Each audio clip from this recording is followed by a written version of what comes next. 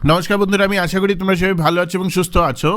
আজকে খুবই একটি গুরুত্বপূর্ণ জিনিস হয়েছে। আজকে বিকেলবেলা অশ্বিনী বৈষ্ণব after the last central cabinet যেটা হয়েছে সেটার পর উনি ব্রিফিং দেওয়ার টাইমে একটি ডিক্লারেশন দিয়েছেন যে honourable PM Narendra Modiji he has given the consent for the formation of 8th central pay commission.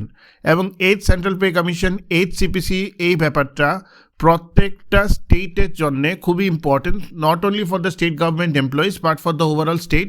কীভাবে আজকে সেটা নিয়ে ডিসকাশন করবো, specially what would be the benefits for the state of Tripura from the 8th central pay commission, এবং এই কয়েকটা মাস আমাদের জন্য কেন এত গুরুত্বপূর্ণ সেটা নিয়ে আজকে তোমাদেরকে সিকোয়েন্সিয়ালি কথাবার্তা বলবো। এটা একটা ইকোনমিক স্টাডি হবে to tell you what are the benefits the employees of the state will get, and also probably how this will improve the circular flow of income for the state of Tripura. তো আশা করি তোমরা ভিডিওটি ভালোভাবে শুনবে। ভিডিওটিতে যাওয়ার আগে আমি কয়েকটা প্রিফেস তোমাদের বলবো। This is an economic understanding of the 8th CPC and 16th finance commission. আমি 16th ফিনান্স কমিশনটা কেন এসছি, কারণ এটারও খুব একটা ইম্পর্টেন্ট সিগনিফিকেন্ট আছে for the state of Tripura, সেটা আমি তোমাদেরকে বলবো নেক্সট স্লাইডে। ঠিক আছে, this is an economic understanding of how things work and it will benefit all spheres of society. ঠিক আছে, আমি এটা কোনো পলিটিক্যাল ডিসকাশন করছি না, this is beyond political discourse. This is basically me trying to tell you, আমি একটা স্টোরির মতো তোমাদেরকে বলার চেষ্টা করব, বোঝাবার চেষ্টা করব how the economics of A pay commission as well as a finance commission works and how it benefits every sphere of the society and especially the central and the state government employees. Definitely তোমাদের যদি আমাদের চ্যানেলটাকে পছন্দ হয়ে থাকে তো definitely আমাদের চ্যানেলকে একবার লাইক, শেয়ার এবং সাবস্ক্রাইব করে দেবে। এখন আমি ভিডিওটি শুরু করছি, জাস্ট নর্মাল ওয়েতে জিনিসটা বোঝার চেষ্টা করো।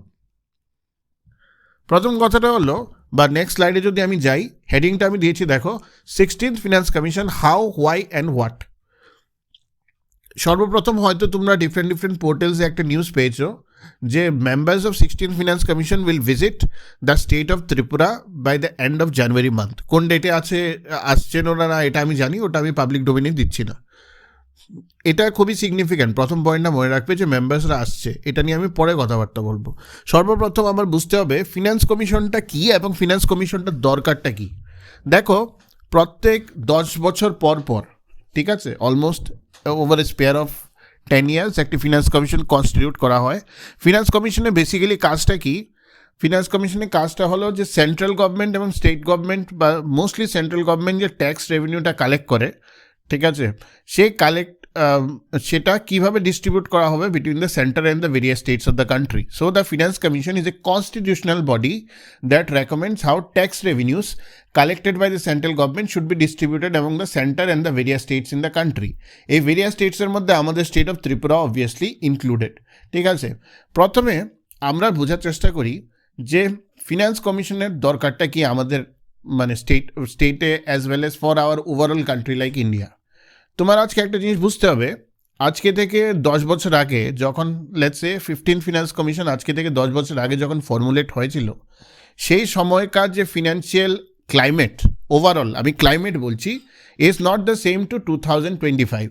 সেই সময় যে জিনিসপত্রের দাম ছিল, যেটা হোলসেল প্রাইস ইন্ডেক্স বলা হয়, চাল ডাল বা খুবই ইম্পর্টেন্ট জিনিসের যে দামগুলো ছিল, পেরিশেবল গুডসের যে দাম ছিল, সেটার সাথে কিন্তু আজকের কোনো কম্প্যারিজন হয় না।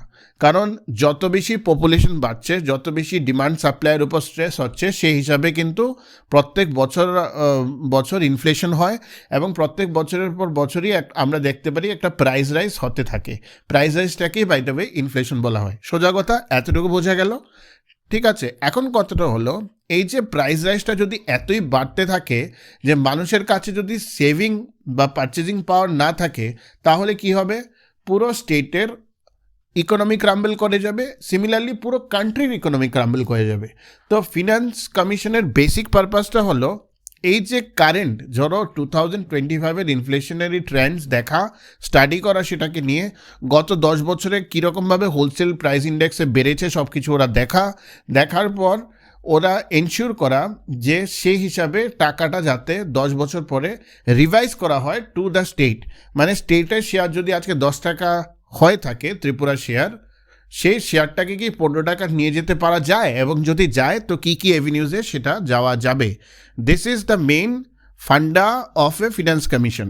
তো এটার মধ্যে কি মেইন পারপাসটা কি, ইনফ্লেশন কন্ট্রোল করা, যে এখন যে কারেন্ট ইনফ্লেশনারি ট্রেন্ড চলছে সামঞ্জস্য রেখে আমি যাতে স্টেটগুলিকে মানে টাকা দিই, and to put liquidity in the market. লিকুইডিটির কথা অর্থ কি, তুমি বোঝার চেষ্টা করো, যত বেশি প্রাইস রাইস হবে তত বেশি সেভিংস কমবে, এবং যত বেশি সেভিংস কমবে তত কম টাকা মার্কেটে ঘুরবে। সো সেভিংস তখনই ঘুরবে যখন বেশির থেকে বেশি টাকা মার্কেটে সার্কুলেট হয়, যেটাকে সার্কুলার ফ্লো অফ ইনকাম বলা হয় এই কনসেপ্টটাকে, ঠিক আছে। তো সেই লিকুইডিটিটাকে হ্যান্ডেল করার জন্যে রেভিনিউ শেয়ারিং সেন্টার স্টেট রিলেশনশিপের একটা ইম্পর্টেন্ট পার্ট, ঠিক আছে। Government expenditure versus government income, so এটাও তো এখানে আরেকটা অ্যাঙ্গেলও আছে। আজকে থেকে 10 বছর আগে যে গভর্নমেন্টের এক্সপেন্ডিচার ছিল সেটা সেম থাকবে না, অবভিয়াসলি বাড়বে। সিমিলারলি আজকে থেকে 10 বছর আগে যে গভর্নমেন্টের রেভিনিউ ছিল, জিএসটি আসার পরে তো আরও রেভিনিউ অনেক বাড়ার কথা। তো সেই হিসাবে কিন্তু এখন 2016-এর সাথে কিন্তু 2025-এর রেভিনিউর আমি কম্প্যারিজন করতে পারি না, সেটা মেনিফোল্ডভাবে ইনক্রিজ হয়ে আছে।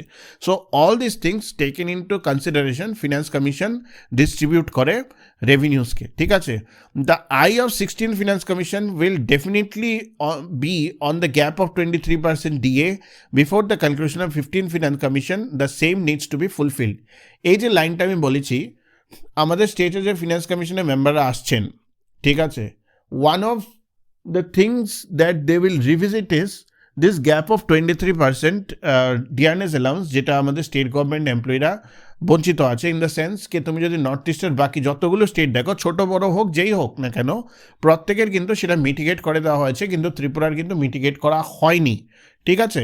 সো এখানে এই জিনিসটা বুঝতে হবে, 15th ফিনান্স কমিশনের কনক্লুশনের আগে the aim has to be filling the gap of 23% দিয়ে, না হলে 8th CPC মানে 8th পে কমিশনে সামঞ্জস্য করা যাবে না। এটা কেন, কিভাবে, সেটা টেকনিক্যালিটিটা নিয়ে আমি পরের স্লাইডে আসছি, এটা মাথায় রেখো।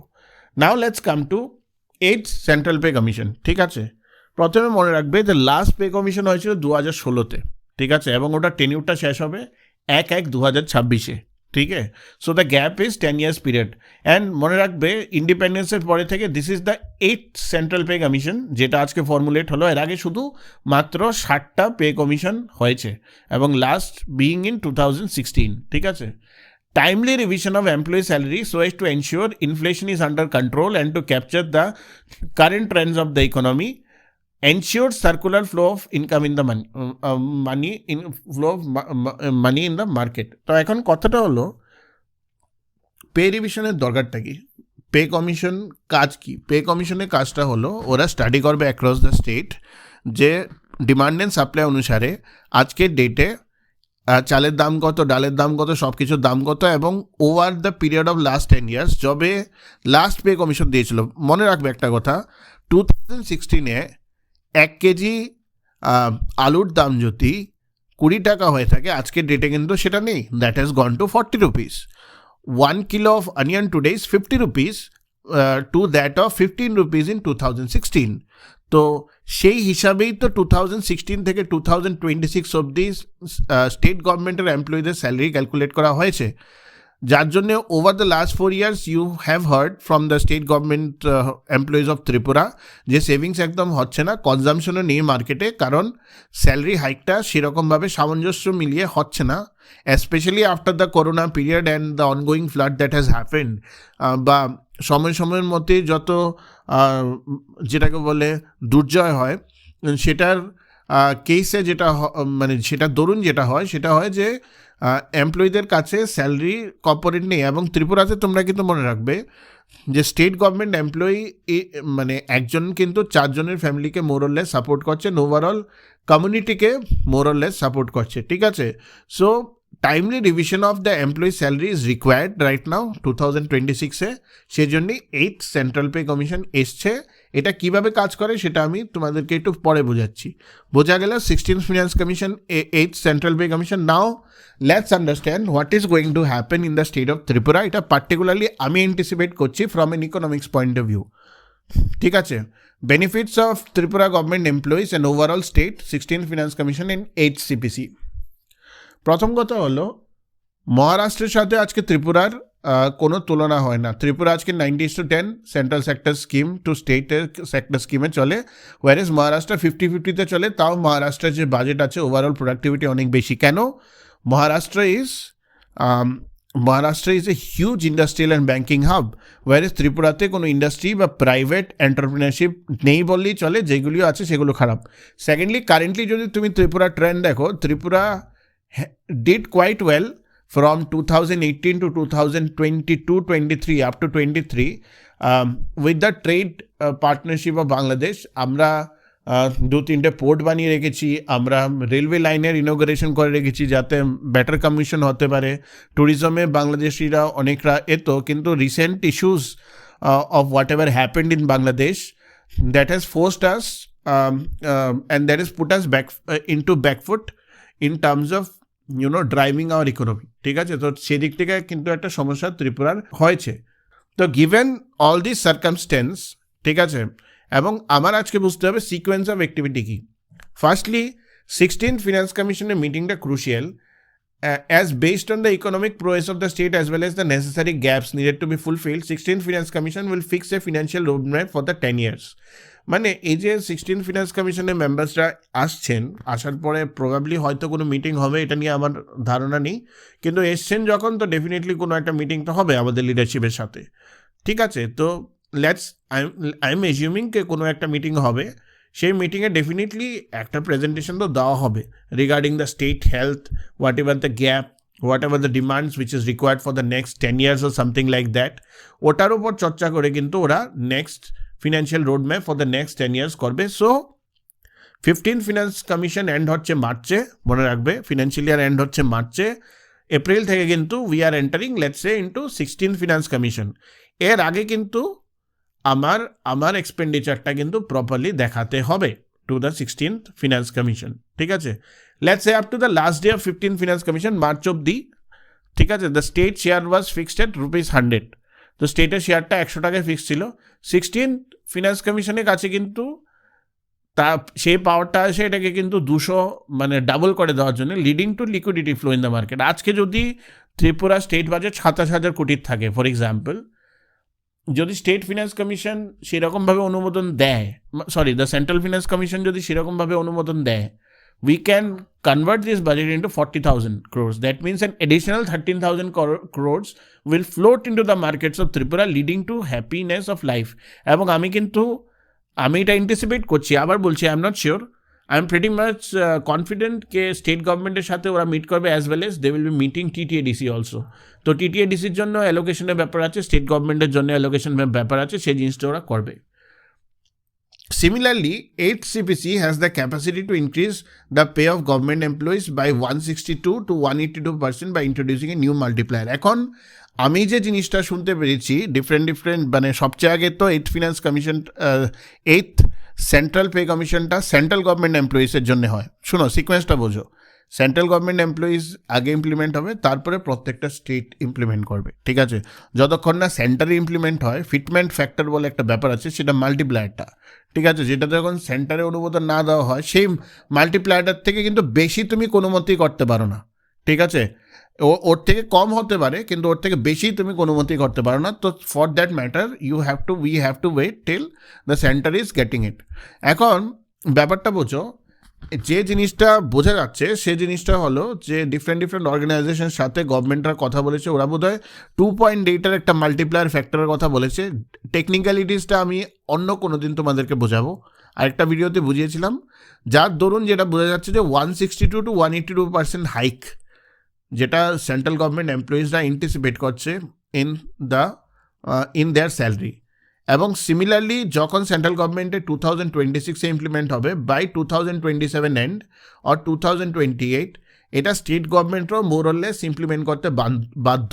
ঠিক আছে, তো আমাদেরও স্টেট গভর্নমেন্টের ইমপ্লিমেন্টেশন হবে। কি নাও দ্য মেজর প্রবলেম, এখানে একটা প্রবলেম আছে, আমি তোমাকে সোজা সাপটা ভাষায় বোঝাই প্রবলেমটা কি, টেকনিক্যাল ইস্যুটা কি।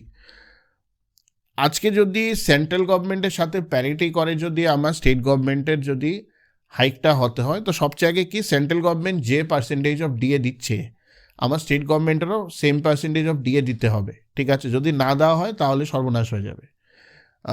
তো বা যদি না দেওয়া হয় সর্বনাশ হবে না, you can't fit into the financial model, ঠিক আছে? তো রাইট নাও পয়েন্টটা এরকম হলো, যদি লেটস সে ফর এক্সাম্পল আমাদের যে ডি এর গ্যাপটা যেটা আমরা বলি সেন্টারের সাথে 23% আছে, অ্যাকর্ডিং টু মি এটাকে ফুলফিল করার স্টেট গভর্নমেন্টের কাছে যে টাইমলাইনটা আছে, I think probably that is the till the end of 15 finance commission. এই এক্সপেন্ডিচারটা যদি না দেখানো হয় দেন 16 ফিনান্স কমিশনে কিন্তু কোনো মতেই ওই ম্যাপিংটা হবে না, যেটা আমি বলছি না মাল্টিপ্লায়ার যেটা সেন্টার করবে সেটাই তো আমরা অ্যাডাপ্ট করবো স্টেটে, সো অ্যাডাপশনটা কিন্তু হবে না। তো from that perspective I am anticipating this year may be really good in terms of DA for the state government employees, and in the next 2 years after the formation of the 8th Central Pay Commission in the center, যেটা 2026 2026, তো এর আগেই November ডিসেম্বরে হয়ে যেতে পারে, একটা fitment factor দিয়ে দেওয়া যেতে পারে। সেটা হয়ে যাওয়ার পর কিন্তু স্টেটেও কিন্তু সেটা ইমপ্লিমেন্ট হবে, অ্যালং উইথ আমাদের এই বছরের বাজেটটা দেখতে হবে, কারণ ইউনিফাইড পেনশন স্কিম যেটা নিয়ে আমি আরেকবার চর্চা করেছিলাম সেটাও আসতে পারে। সো ওভারঅল আমি যদি বলি, those of you who are in the state government, irrespective of whether you are fixed employee or a regular employee, I can sense in the next couple of years, and this year is crucial in terms of DA, in the next couple of years I can sense a very good salary hike, ঠিক আছে, যেটা থ্রুতে liquidity flow বাড়বে in the market. আশা করি তোমরা ভিডিওটি বুঝতে পেরেছো। If like the content of Tripura journal, please share and subscribe. Thank you.